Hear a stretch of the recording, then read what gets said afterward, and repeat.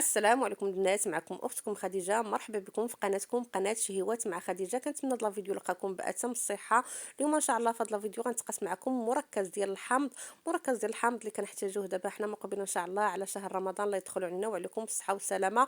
وهاد الطريقه اللي غادي نتقاسم معكم انا راه معتمده عندي هذه سنين. هذه راه الطريقه كتكون ناجحه 100%.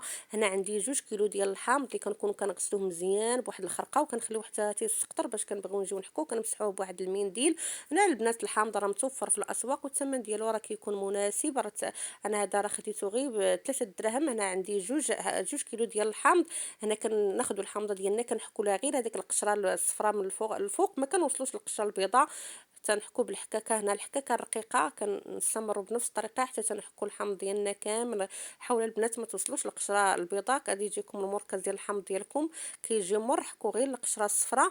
وهذا هو باش كنكون حكيت الحمض ديالي. هذا هو علاش كنتحصل. شوفوا البنات القشره غير القشره الصفراء اللي حكينا.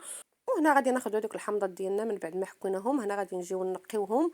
غتنقوهم مزيان تحيدوا لهم ديك القشره البيضاء اللي كتكون من الفوق بحال كنقوا البرتقال كنقوهم مزيان. هنا بالنسبه للبنات اللي بغاو يعصروهم في العصاره ديال الليمون يمكن لكم تعصروه. غير هذه الطريقه هذه ما كتاخذ ليناش من الوقت ديالنا بزاف. كنقيو الحامضه ديالنا مزيان حتى تنحيدوا ديك القشره البيضاء. انا غادي نعصروه. هنا غادي نطحن الحامض ديالي بالميكسور ولا يمكن لكم تستعملوه تطحنوه في الخلاط الكهربائي على حسب المتوفر. ومن بعد ما نقيت الحامضه ديالي هنا البنات كنحاول نحيدوا ديك القشره البيضاء ما تبقاش فيها. هنا كنقسمها على جوج نشوف ياك ما فيها العظم من الداخل. هاد الحامض اللي خديته البنات ما فيهش العظم. حاولوا تاخذوا الحامض اللي كيكون طري باش كيكون طري كيكون فيه الماء. وهنا من بعد ما نقيت الحامض ديالي كامل غادي نجي هنا نطحنه بالميكسور.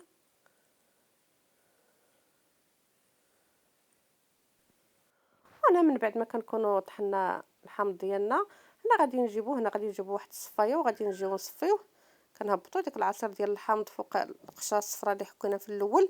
باش كنديروا البنات هاد الطريقه هذه باش كنعصروه وكنصفيوه كيعطيونا الكميه ديال العصير ديال الحامض كتكون كثر باش الكميه كتكون اكثر باش كنكونوا كنعصروه بالعصاره. وكنحاول ناخذ واحد سباتيل وكنبقى نحركوه باش كيهبط لينا داك العصير ديال الحامض. وهنا وكنستمروا بنفس الطريقه حتى تنسالو من باش كنصفوا العصير ديالنا كامل ديال الحامض. وهنا كنتحصل على هذا القوام هذا البنات. هذا هو الكميه علاش كنتحصل. وهنا عندي هنا غادي نجيو هنا باضافه ديال السكر.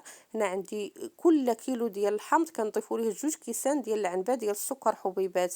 هنا كل 2 كيسان درتهم بوحدهم باش نفهم لكم البنات الطريقه. هنا عنده 2 كيسان الاولين ديال السكر حبيبات ديال الكيلو الاول. وهنا غنضيفوا عليهم 2 كيسان اخرين ديال السكر حبيبات. كما قلت لكم كل كيلو ديال الحامض كنديروا له 2 كيسان ديال السكر حبيبات.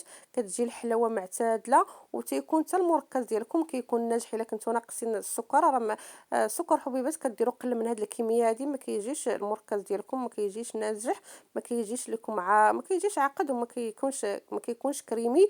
وكنحركوا مزيان هذاك السكر حبيبات كنحركوه مزيان. وتاتي حيت كيهبط لينا داك السكر باش كنديرو كيهبط لينا لتحت. وكنخليوه ليله كامله. وهنا غتنغطيوه ومره في نص ساعه جوج سوايع غير فين ما تفكرنا كنجيو كنحركوه فين ما تفكرنا كنجيو كنحركوه باش هذاك السكر ما كيهبطش. حيت هذاك السكر اللي ما حركناش كيهبط لتحت. وكتخليوه ليله كامله كيبات ليله كامله. عاد كنجيو كنصفيوه. وهنا من بعد ما بات لينا مركز ديال الحمض ديالنا ليله كامله. شوف البنات كي تيكون كتكون هذاك السكر حبيبات تيكون داب لينا. كما قلت لكم غير مره كتحركوا. وكنجيو هنا كنصفيوه. كناخذ واحد الشبيكه وكنصفيوه.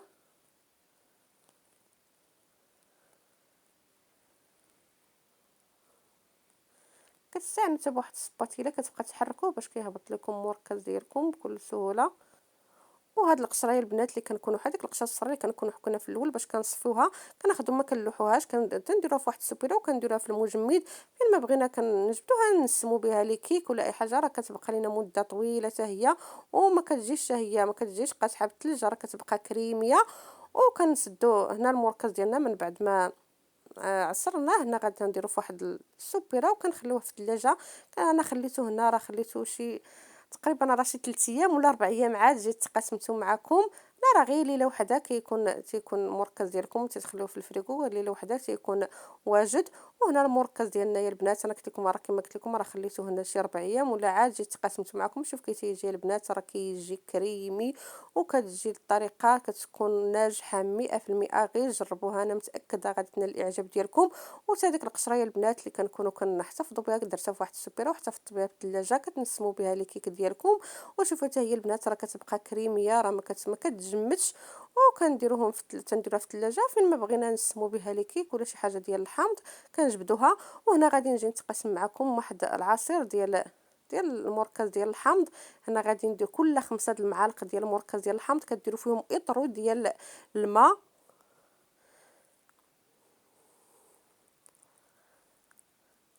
وهنا انا درت هنا 5 المعلقه ديال مركز ديال الحامض. وهنا زدت عليهم واحد 2 تفاحات. البنات بغيتو ديروا العصير ديالكم التفاح الفريز البنان اي حاجه بغيتو ديروها. قلت لكم المركز ديالكم تجيبوا غير هو غير ولا 5 د المعالق وتخلطوهم مع اطرو ديال الماء راه كيجي واحد العصير اللي كيجي منعش يا سلام. وهنا كنكونوا ما كنحتاجو نزيدوا لا السكر لا والو راه كتجي الحلاوه هي هذه كتجي معتدله. وشوف هذا هو العصير ديالنا من بعد ما طحناه راه كيجي واحد العصير اللي كيجي منعش يا سلام. وشوف البنات كيجي تا خاطر. وبالنسبه لي ما كينجحش المركز ديال الحامض غير جربي هاد الطريقه ديالي من اول تجربه غادي ينجح معكم. وهنا كنكونوا وصلنا الى نهايه الفيديو. خليتكم على خير الى فيديو لاحق. كنتمنى اللي شافت لا فيديو ديالي اول خطره تشارك وتضغط على زر الاعجاب باش كيوصلكم كل جديد اللي انا كنحط